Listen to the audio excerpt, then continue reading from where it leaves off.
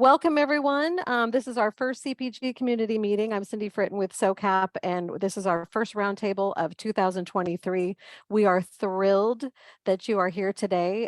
We have over 45 people registered today, so people will continue to come in. Please mute yourself, and please, I'll go ahead and add your company name so that we can identify you for any questions in the chat. But we are thrilled that you are here. I need to tell everybody to please update your profile on our website so we can keep track of you, and you can make sure not to miss all of the wonderful bells and whistles we have for you so that you can stay connected and you can get the biggest benefit out of your SOCAP membership. I'm going to turn it over to Lynn, and we are going to start this meeting, but we're glad you joined us today, and we will be looking for some feedback at the end. I will put a survey in the chat, and I will also be monitoring the chat for Lynn and Ellen, our two chairs, as we go through the meeting. Lynn or Ellen, please take it away. Thank you, Cindy. Again, good afternoon, maybe good morning if you're on the West Coast. Thank you for joining us. It's my pleasure to be able to introduce John Goodman. And we have been working with John a few calls over the past month or so to fine tune things. So we're very excited about the content today. And we appreciate all the CPG steering committee members, Ellen and I do, and are just really glad to be able to present this topic to you today. John, I know we have a chock full schedule, and so I'd like to turn it over to you, and I will stop sharing. Okay, great. And I am going to try and share mine. Okay. We did well during practice, so hopefully we'll be able to repeat that experience. There it is. Perfect, yeah. John. Okay. Basically, what we are going to be doing today is, in about the next half hour, is talk about how do you really demonstrate that consumer affairs is a profit center and generates revenue for the corporation, as opposed to being a necessary nuisance. And I'm going to also have assistance from Adam from Clorox and Kathleen from Kellogg's, who are going to be chiming in with exactly how they've done this also. And in some ways, we're going to be dealing with some very basic stuff that's been around for 30 years, but there have been multiple generations since we first did the original research for the White House in the 1980s. And so we're going to be really addressing a number of basic factors, but then talking about how things evolved over the past 5 to 10 years. Now, we're going to be talking about factors that strengthen the business case. And again, we're going to be focusing on revenue and margins and word of mouth as opposed to cost savings. One of the big problems we see in most organizations is that the quality and performance improvement people, and even to a degree the consumer affairs people, are saying, oh, we can save you money. To the degree that you're basically hanging your hat on, we're going to save money, you're really never going to get the resources you need. On the other hand, the revenue and word of mouth implications of a better customer experience delivered by consumer affairs can be 10 to 20 times the cost implications. So we're going to be pushing very hard on that. We're going to talk about 3 specific consumer affairs actions to enhance revenue. This basic one is the one you do every day, which is you respond to customers who are contacting you. The next one is a bit unorthodox in that I'm going to suggest you actually want to get more people to contact you. We actually have a booklet entitled "Fewer Complaints is Not Necessarily Good." And then the third, which we think is where the big money is really affecting how product management and quality and marketing present the overall customer experience and that product to the customer. That's where the really big money is. That's aspirational for at least some of you. Now, we're then going to talk about how do you get finance to buy in and how do you package your analysis. And then Adam from Clorox is going to show how Clorox has done this. Then we're going to talk about, rather than using industry norms, which is, for instance, that for each complaint you get, there's another 10 out there that you're not hearing about. In fact, how does one get data that's actually applicable to your company? And then we're going to open it up for questions and answers, and hopefully we'll have at least 15 minutes for that. And complaints also.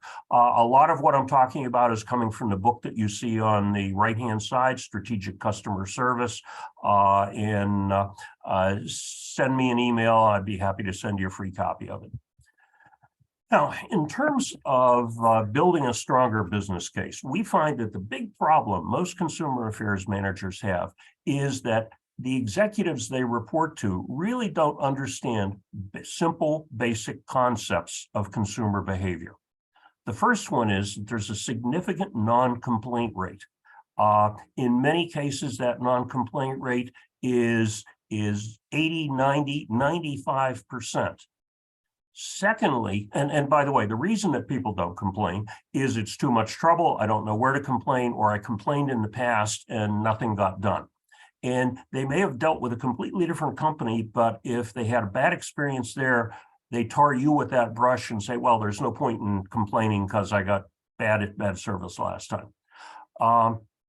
Secondly, there's the impact of problems on loyalty. Across all industries, this is a very broad generalization.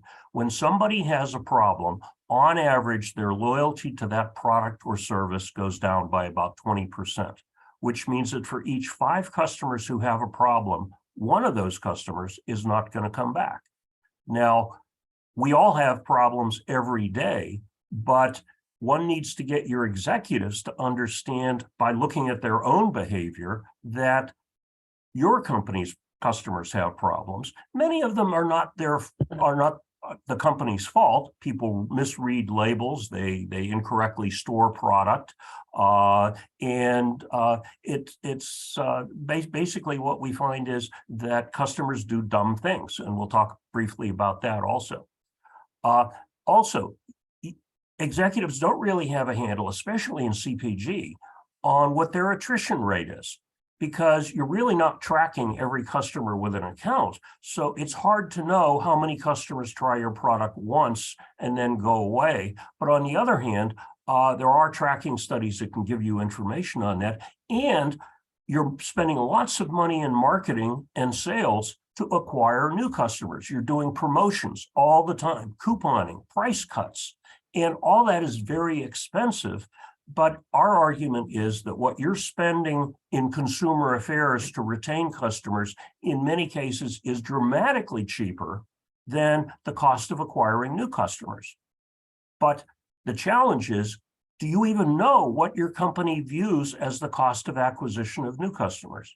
And so go ask your friendly product management people, and in many cases, you're going to get blank stares because they really haven't had to tell anybody that. And it's an embarrassing number in many cases. Now, on the other side is word of mouth. To the degree that you can get your word of mouth to be good enough, it costs nothing to acquire new customers, because, to quote the president of the Cheesecake Factory, and their marketing expense is 1/4 that of their direct competitors, he says, we let our customers do our selling for us. So we just delight our customers, they go out and they get us new customers, and they've done extremely well. And then one of the new research findings that we have is that it's really cheap to delight customers and give them a great experience. And so again, one needs to educate management about delight.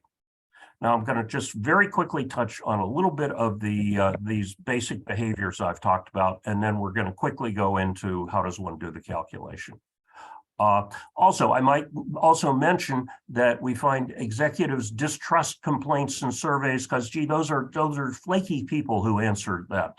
Well, in fact, what you can do is prove that the respondents to surveys and the people who complain, in fact, are twice as loyal as your average customer. So complainants, in fact, are more valuable and more credible than the average customer that you have. So you basically need to, when you're educating people on these concepts above, is focus on the chief financial officer, who I call the resident financial cynic, the chief marketing officer, and the quality guys, who in many cases are still focused on let's improve plant quality. Now, the 3 strategies that you need to pursue as a consumer affairs manager are: first, satisfy the customers who contact you with problems.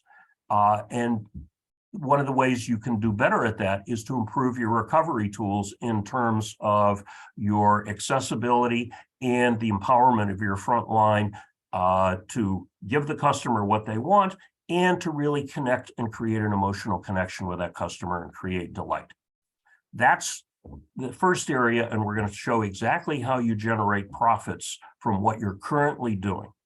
Secondly, you want to get more customers with problems to contact, because if they don't contact you, there's no way you can win them back. And thirdly, you want to enhance the product and marketing to increase the value delivered to the customer, so you enhance share, margin, and word of mouth.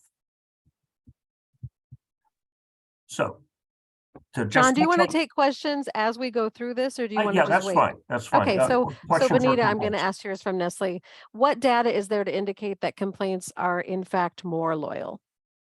What we have actually done, and you can do this very easily, just in talking to your customers, is just ask people, how often do you, oh, gee, you know, I hope I solved your problem. By the way, how often have you bought our product? And what you will find is that if you have a model of what the quote average customer is, you will find that a lot of the complainants will say, well, I buy it, you know, 3 times a month or something like that. I was recently, I think I was talking to Campbell's, and they were talking about how often the average customer buys Milano cookies. And in fact, or maybe it was Hershey, I'm sorry. In fact, my wife buys them like 10 times as much as that. So the simple way of getting the data is to simply ask customers when they call. Okay, moving on to the tip of the iceberg. As I said, for each complaint you get, there's a bunch of others out there. And so you're facing this tip of the iceberg where in most organizations, you're at the manufacturer level and you're getting 1 to 5% of the problems being reported. An awful lot of them are going to what I'm calling the front line, which in your case would be the retailer. So retailers are getting an awful lot of those complaints. And then there's a lot of customers who just don't bother complaining at all. Now, what are the causes of problems? Everyone makes the assumption, at least in quality, is that every problem is a defect. Not really. We find that customers cause 30% of all their own problems through storage issues, food preparation issues, or completely wildly incorrect expectations. And I know Lynn is going to cringe when I say this, but when we worked with Clorox a while back, they actually had gotten contacts from people who said, why don't you make Clorox taste better? Cherry flavored was a suggested flavor because people would brush their teeth with it. It does whiten your teeth. It also whitens your esophagus. So customers do dumb things with the product. That's not your fault, but they blame you when it doesn't go well. Also, about 20% is actual manufacturing and packaging defects and distribution defects. Another 20% is marketing promotions that create unpleasant surprises. And there's another 30% who, you know, your product is too salty or not salty enough. And there are formulation issues that you're never going to get everybody to like your product exactly as formulated. So one needs to have the ratio and also understand that there is a range of causes of problems.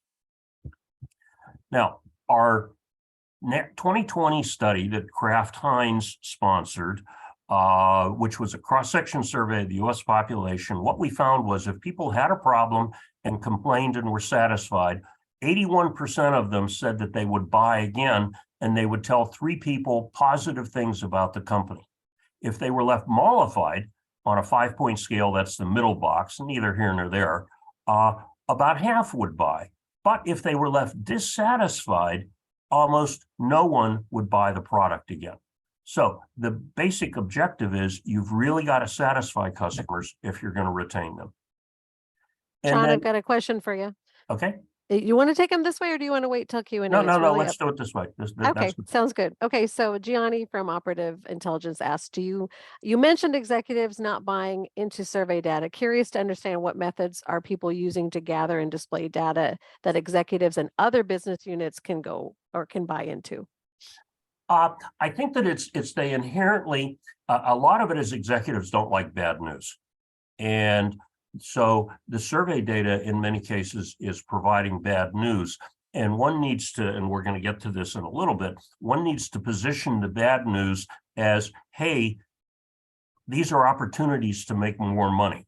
So it's really how you present the data, that it's not just bad news, but you then say, but here's how that bad news can then be converted into an economic opportunity that we can avail ourselves of.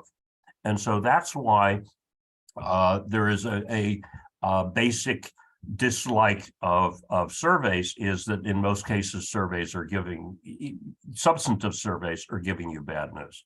That I think that would be, and I'm happy to talk more online in terms of exactly how one would portray it. Now, Thanks, John.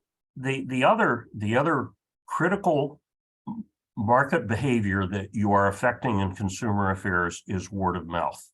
Now, to put word of mouth in context, everybody has a bucket of customers, and when customers have problems, they leak out the bottom in holes.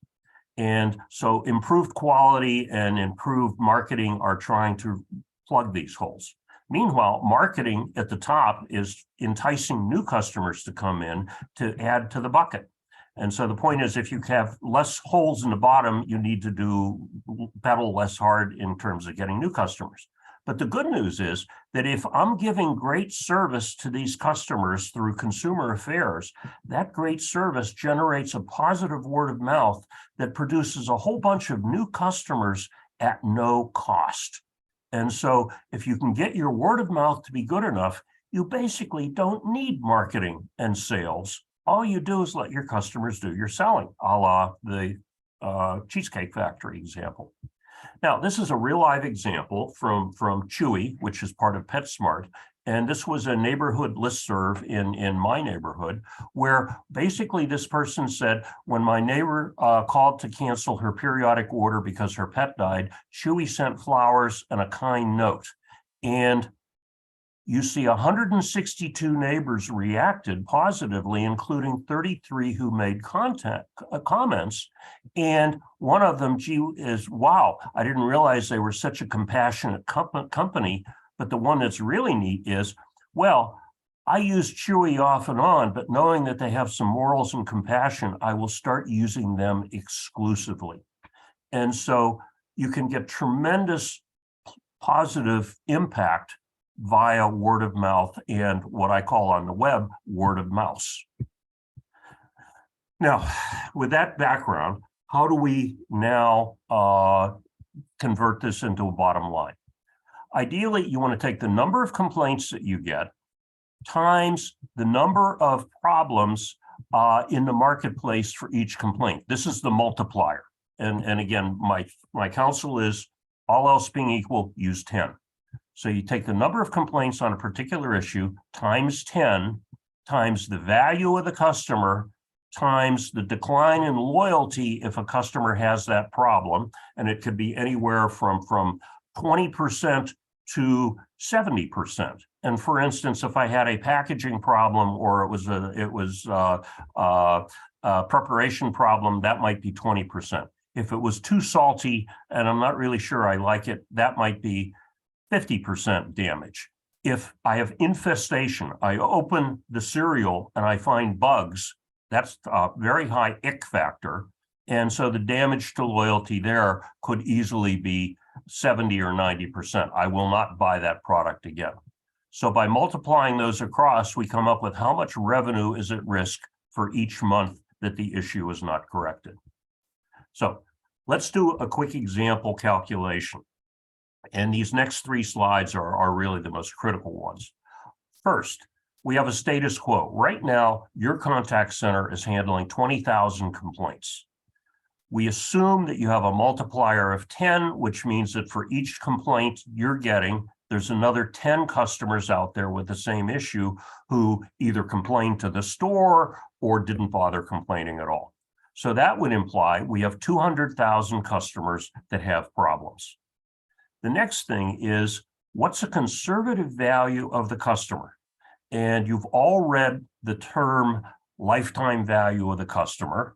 Carl Sewell coined that 30 years ago with his Lexus dealer. But what we basically find is that when you talk to finance people about a lifetime value, they're very skeptical because they say, who knows if we're even going to be in this business 5 years or 10 years from now? So what we suggest is that you say, okay, how much is a consumer going to spend over the next 2 years?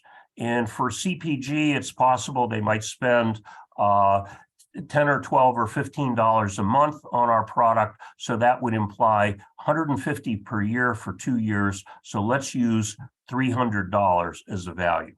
And where do you get this number? I would go talk to your friendly finance people and ask them what they would use as a value for the number. And then I would decrease it by 20%, just so that when you actually present it, they say, oh, well, you're being too conservative. And that's where you want to be. Then if you can show, if you use 2 years and you can show the average customer has been with you for 5 years, again, by asking them on the phone, that shows your model is painfully conservative. Then you say, okay, well, how much does it cost to handle a complaint?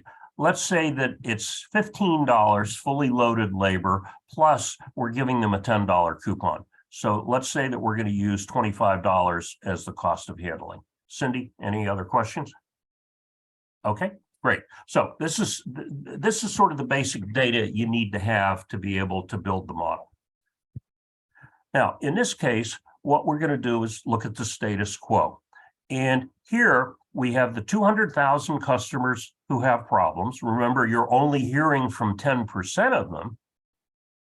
And then of those, we're saying, okay, what if you're satisfying 60% and you're leaving 40% dissatisfied? In a lot of cases, what we do is we get fancier with this. You'll see in a lot of our articles, we have satisfied, mollified, dissatisfied.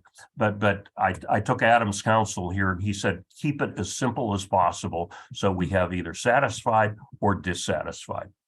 And so we have 20,000 customers, 200,000 times 10%, 20,000 customers, 60% are satisfied. We retain 90% of those. And so we're going to retain 10,800 customers. Now, even for the ones who are not satisfied, 10% are going to repurchase. So we get another 800 customers. So we have a total of 11,600 customers that we have saved. Now, I would point out at this point, and this is something you need to point out to your management, we're still not hearing from the 90% of customers, and 80% of them are not repurchasing. So there's 144,000 customers out there who are being silently lost.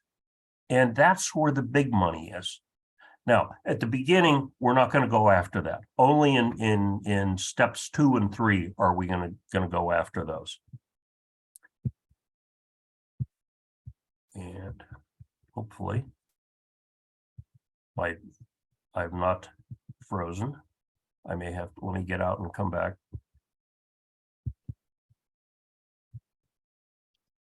You yourself are not frozen. I don't know if your laptop is, but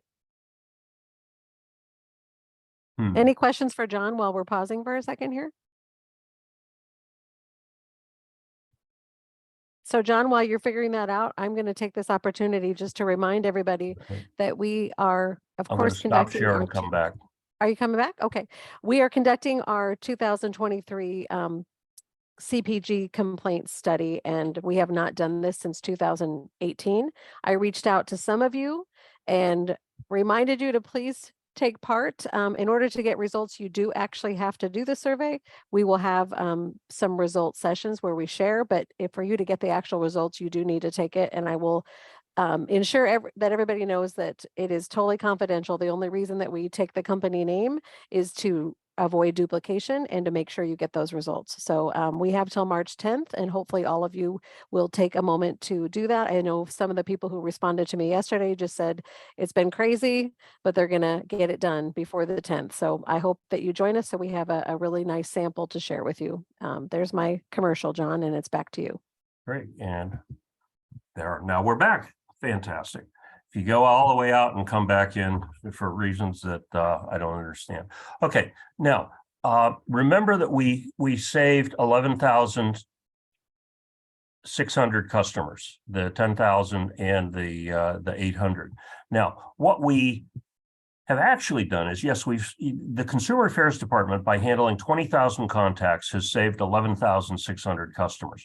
But even if the Consumer Affairs Department was eliminated, you would still have 4,000 customers buying, because remember down here, we said, okay, 20% of people are still going to buy even if they never even bother complaining. So to be really conservative, so finance really is with you, we say, okay, we would have not had those. So really, we can take credit. We in Consumer Affairs can take credit for 7,600 customers. However, if that customer is worth $300 over a 2-year period, we have retained $2.2 million in revenue, or at a 30% gross margin, $648,000 in gross margin. So we've at Consumer Affairs, because we've saved those 7,600 customers, we've contributed $648,000 in gross margin. Now, we liberally spent $25 per contact for 20,000. So that's $500,000 in our CSRs handling these people. But even just using gross margin, we're generating an ROI of 37%.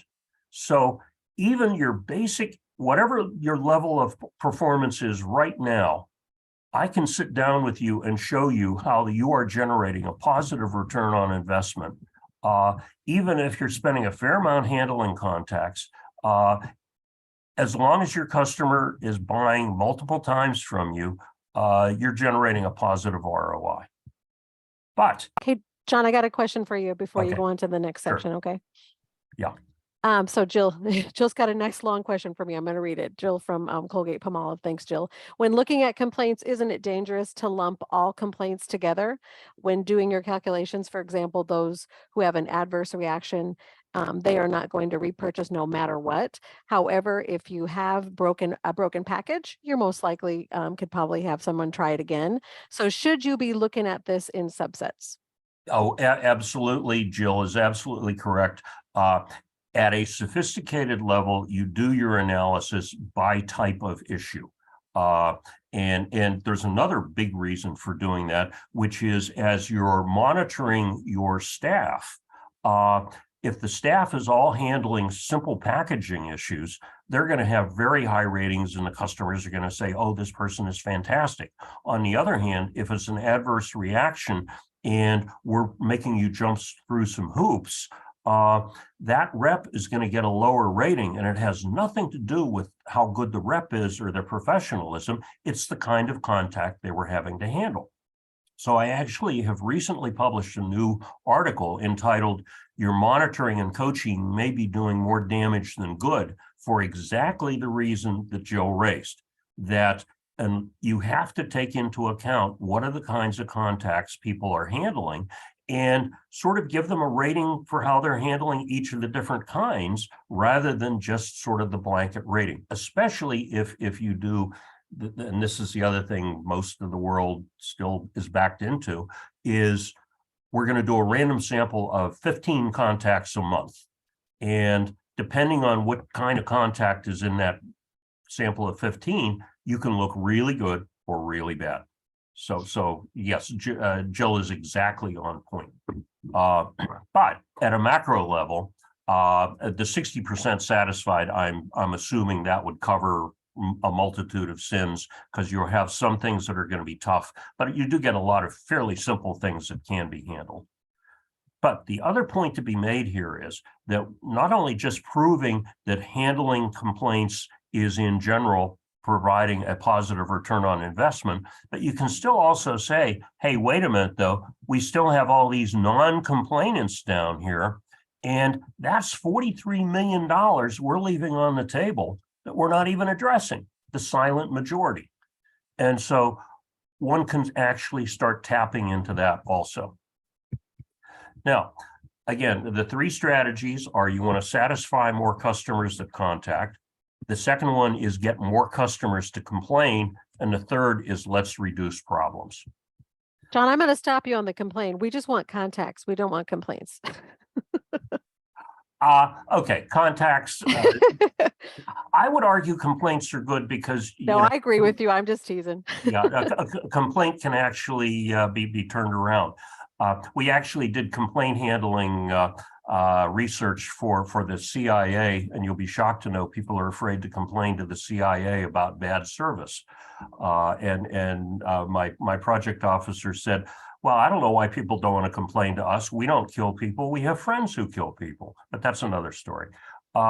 In any case, so what we do now is, let's say, okay, we want to have higher resolution rate. We still have the same complaint rate, but now we are resolving 75%.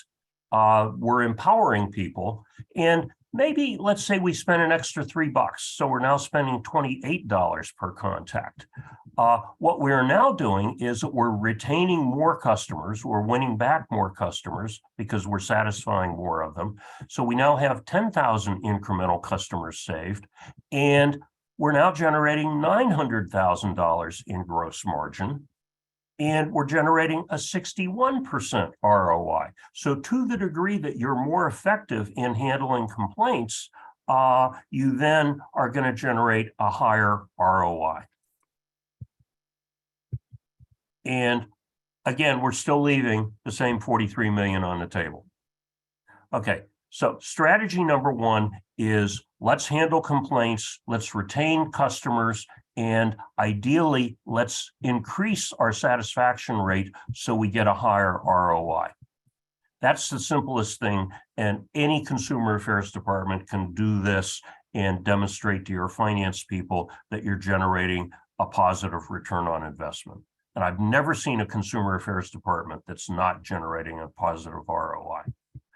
Okay, the next is to get more people to complain. And again, this is going back to Cindy's joke, which is you don't want more complaints. In fact, we have a brochure that says more complaints is better because you're satisfying more people.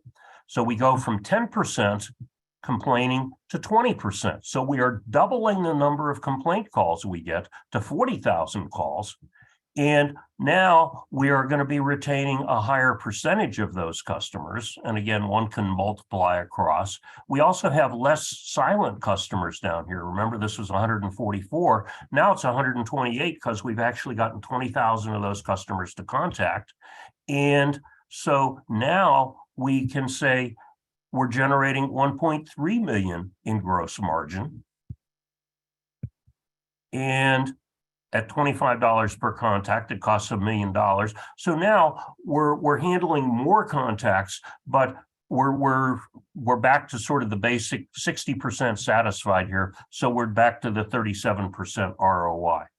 But the basic point is that you're generating a lot more margin, even though your ROI is exactly the same.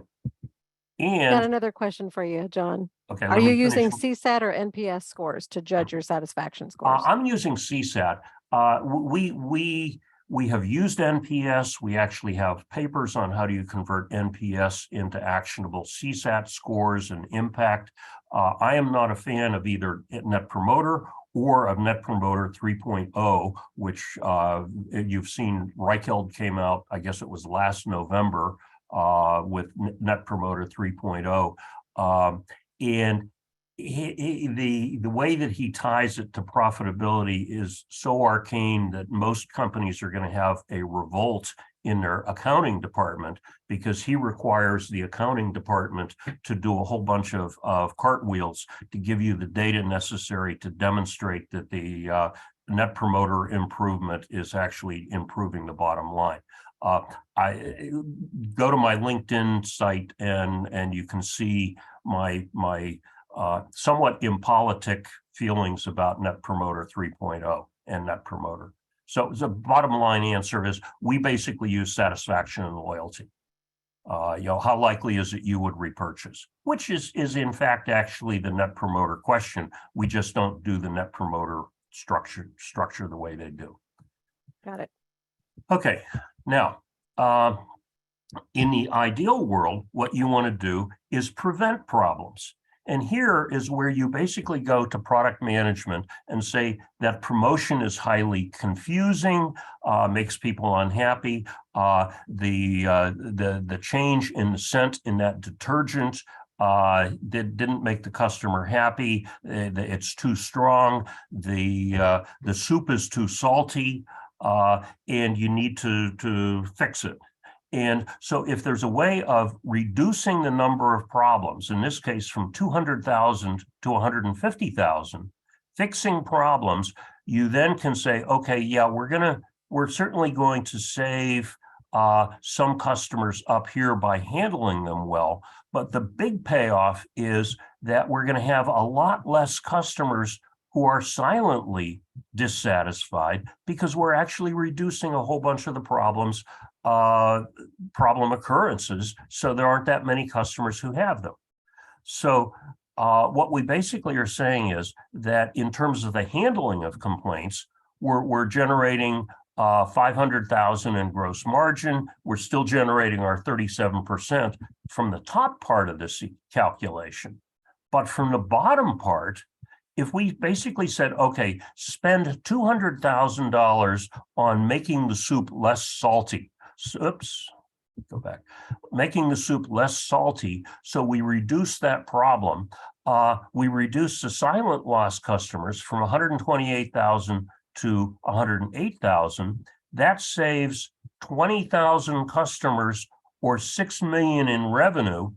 And so if we spent 200,000 on the fix of this problem, and we're getting 1.8 million in gross revenue, the ROI is 800%. So the point to be made here is that your big money that consumer affairs can really leverage is not handling more complaints. And that is your basic function, I understand. Where you really can do it is leveraging the voice of the customer to advocate, hey, we need to spend $200,000 on reducing the salt in the soup so that people, and then communicating that, or in educating people on how to better prepare the product so that we reduce problems, and not just the problems we hear about, but the unarticulated problems by significant amounts. And that's going to generate the serious money that gives us the serious ROI. And let me stop there. Questions or complaints at this point? Okay. If you want to unmute yourself too, you can ask a question at this point. Otherwise, we'll keep going. Okay, and I'm going to whiz through this part on word of mouth because I want to get to Adam, and then we will have time for a broader range of questions. Now, word of mouth can have negative impacts or positive impacts. If somebody is having problems, they then spread word of mouth. And in this one example, this is from a candy company. We had 10,000 occurrences of a problem, and 3 people were told about each one. We then asked the question, to your knowledge, how many of the people you told took action? And what we heard was about 1 out of 3 took action. So the word of mouth was generating about 10,000 lost customers. And the social blogs, when we went and asked people there, what we found was that about 1 out of 30 was taking action after reading the post. So the word of mouth was actually costing somewhere in the range of 18,000 customers at $300 each.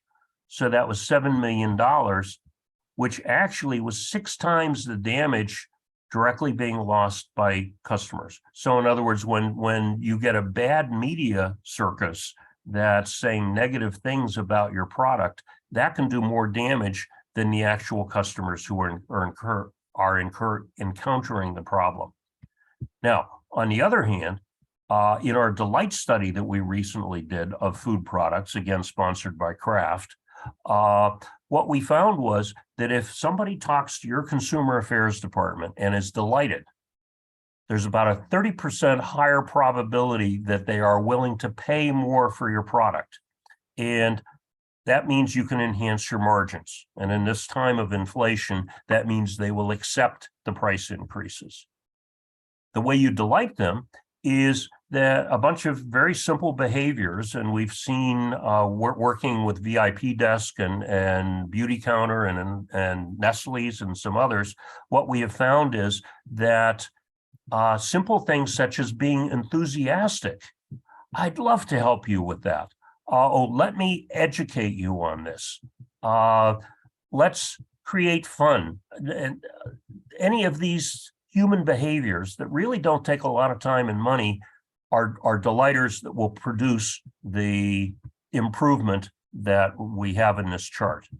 Now, what's interesting is for the food product area, in the craft study, what we found was that when there was a food and beverage delighted customer, 87% of them said that they spread positive word of mouth, and they said they told an average of 8 people.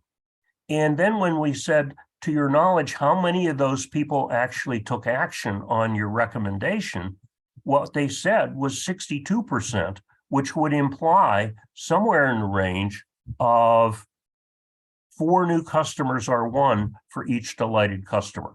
Now, that's what the research says. I would be very leery to just rub this in the nose of some skeptical finance guy.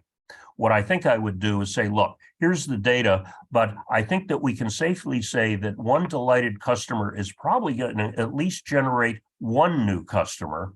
Would you accept that? And I think in many cases, you would then get them nodding their head saying yes. So it's basically, if you spend the time to get your consumer affairs area to do some of these things on the left, be enthusiastic, do education, tell people here's how to avoid this problem, be sure not to bring it to a complete boil or whatever it might be. Then you're going to generate delighted customers. And the other thing that's neat is that we found that the channels that delight are delivered in isn't just over the phone or in person, but 22% was by email and 13% was by social media interaction. So the basic point is you should do experiments and empower your front line to do some of these things on the left-hand side and then see what works. And experimentation is the name of the game. And just do some things and then do some surveys to see, are people really connecting with that, and figure out what works in your particular marketplace. So to package the data, you first want to prepare management for bad news. And the key point is that the bad news is where you're going to find additional profits. These issues are fixable and therefore profitable if addressed. You want to humanize with success stories. For instance, we had this rep dealt with this customer and this customer came back. Show them the Chewy blog post that, hey, we sent this to the customer and people loved it. Provide solutions along with problems. Involve quality and performance improvement early so they don't feel like they're being criticized. Get them involved in generating, okay, we got this issue, how can we deal with it? Advocate experiments. Jeff Bezos, in his 2018 letter to shareholders, one of his biggest 3 points in the whole letter was, you've got to do experiments, and some of those experiments are going to fail. And if you don't have some failures, you're not experimenting in broad enough ways to really move the needle and fixing the points of pain. This is one quick example from a cosmetics company. John, we have about 10 minutes, 12 minutes left. Just want to let you know.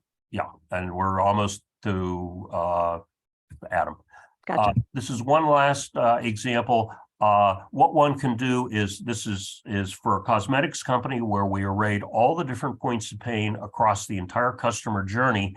And this in and of itself got the attention of marketing and product management, because all of a sudden they saw, oh, discontinuing favorite products really is a big point of pain.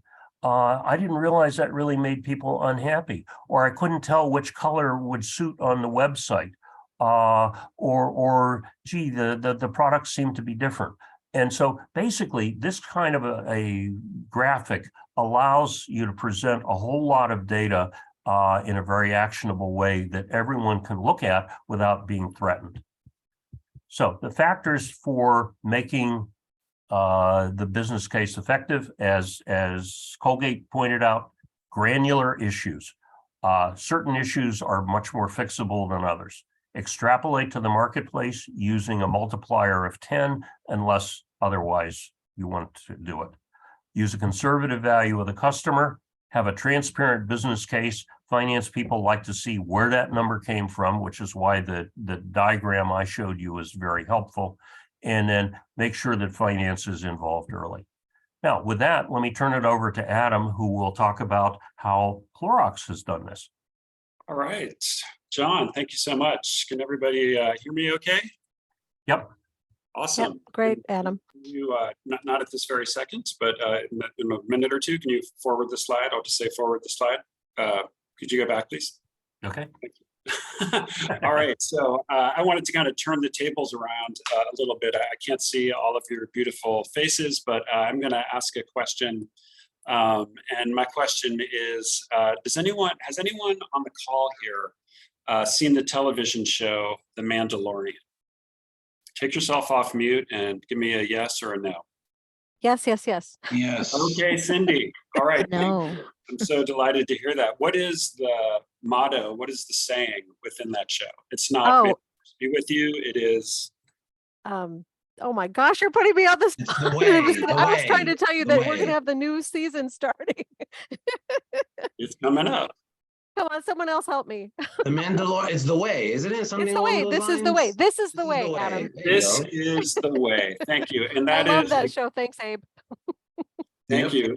Yeah, the saying in the show is "This is the way," and that is exactly how I feel about all of the information that John just presented. This is the way for consumer care. So I'm presenting from the perspective of someone who, kind of created a model, similar to what John was sharing, and brought it into Clorox, in my case, to change the perception of consumer care. And essentially, before this model was brought in, we were viewed as a cost center. And as someone who was in that position for many years, I can tell you it's not as much fun as being considered a growth center.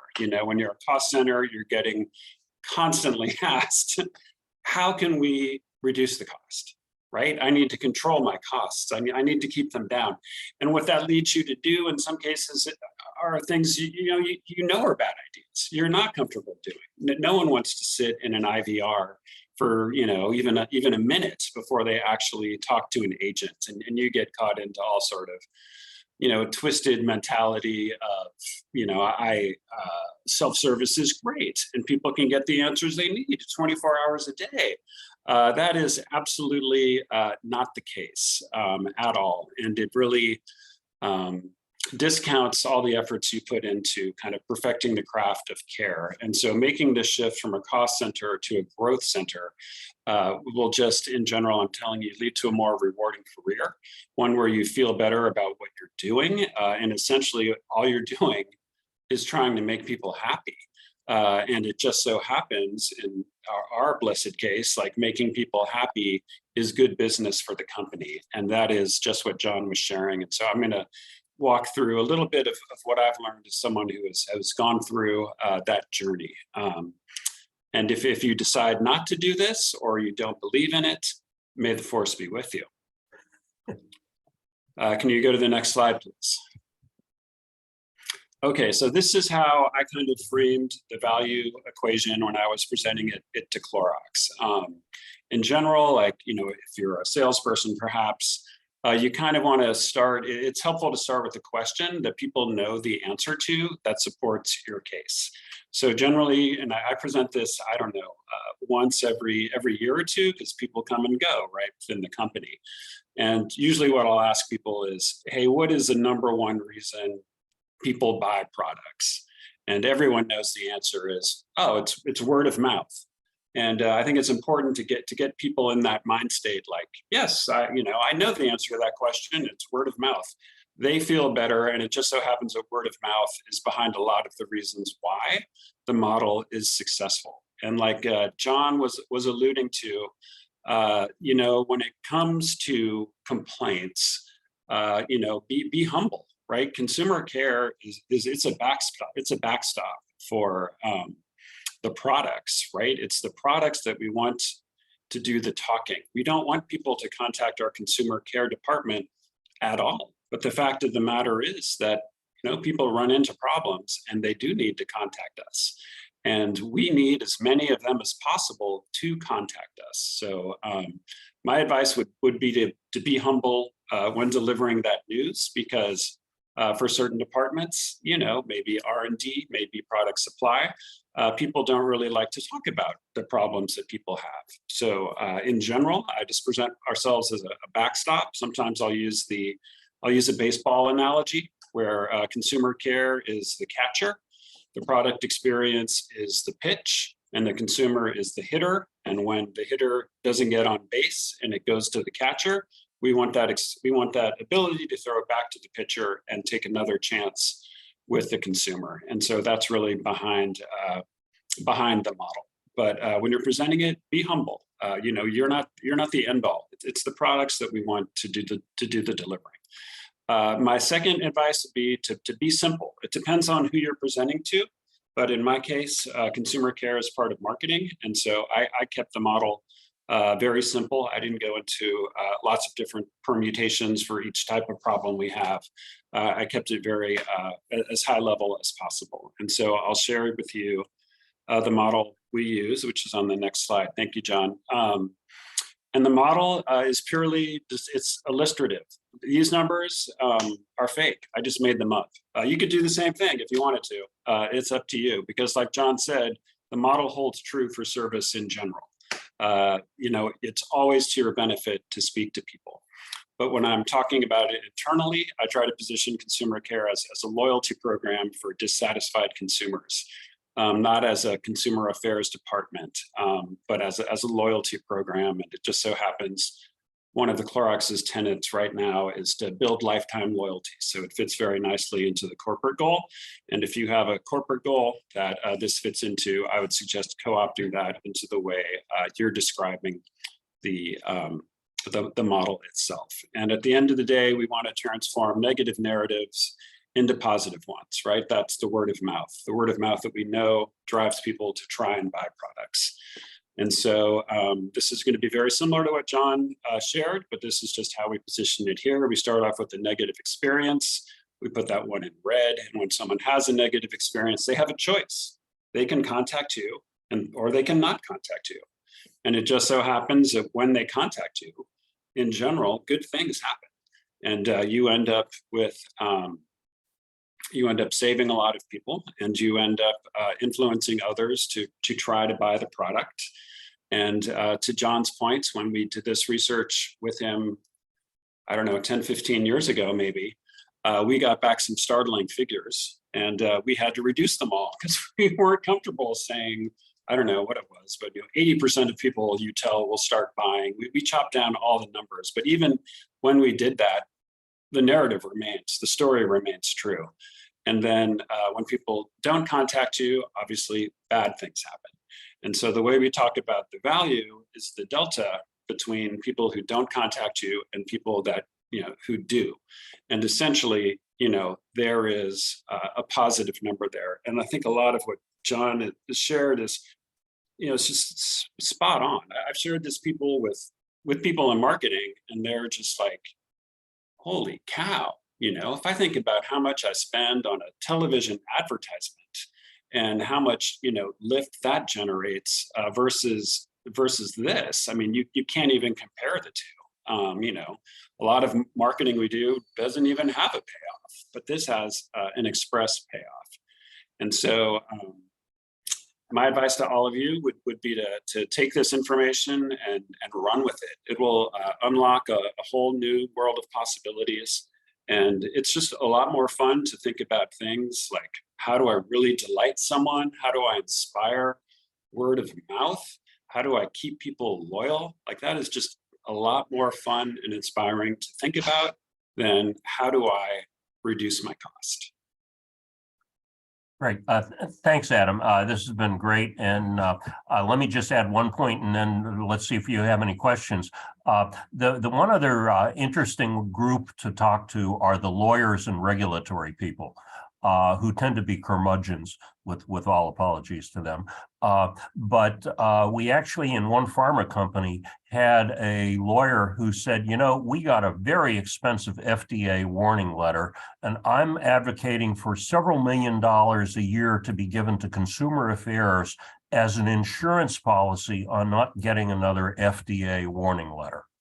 And it was amazing to have regulatory and risk advocating for doubling the budget of consumer affairs because they saw how much damage just one FDA letter could do. So I would sort of throw the message broadly and basically say, hey, there's a bunch of ways that we can make your lives better by simply heading off these complaints and doing the education to prevent the problems from ever taking place. Any quick questions for John as we are about to end here, but we'll stay on for a moment or two for some more questions. Anybody? You can unmute yourself and ask if you'd like to.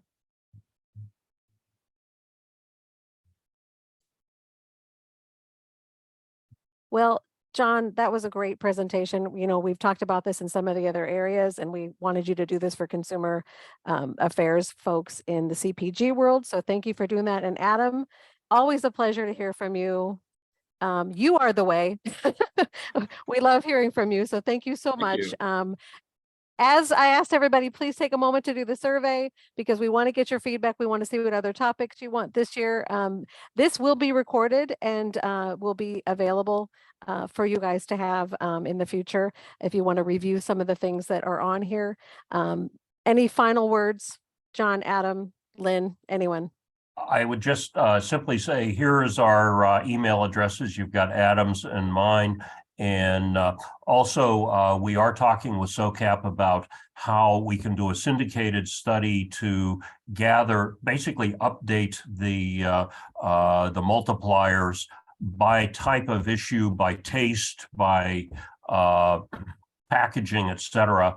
And so talk to Cindy about that. If we can get 5 or 6 companies who are willing to invest in that, we can really come up with a much more detailed set of real credible data that would apply, as Colgate said, in certain kinds of problems as opposed to just across the board. So thank you all very much. The questions have been fantastic, and just reach out to either Adam or I afterward. We're more than happy to chat. And John, you have a request to please update the TARP study from 2014. So we're going to leave you with that one as we end for the day. It's about to come out. Ask and it shall be given. The 2022 RAGE study is going to be published, I think, in the next 2 weeks in the Wall Street Journal. So I've been told. So. Oh, well, you better talk to us about getting results to our members. That would be great. Okay. Very good. And thank you so much for everyone for your participation today. And it was a good topic for us to continue to pursue, John. So thank you. And Adam, thank you. And everybody, don't forget about our upcoming symposium. Please take the survey. Some of you already did, so thank you. And don't forget about our complaint study. We really want to make sure that we include as many companies. We haven't done this since 2018. And Lynn, any final words? No, you covered it all. Thank you again, everybody. Have a great rest of your week. Take care, everybody. Have Bye-bye. a great rest of your day. Bye. Bye-bye. Bye-bye. Thank you very much. All.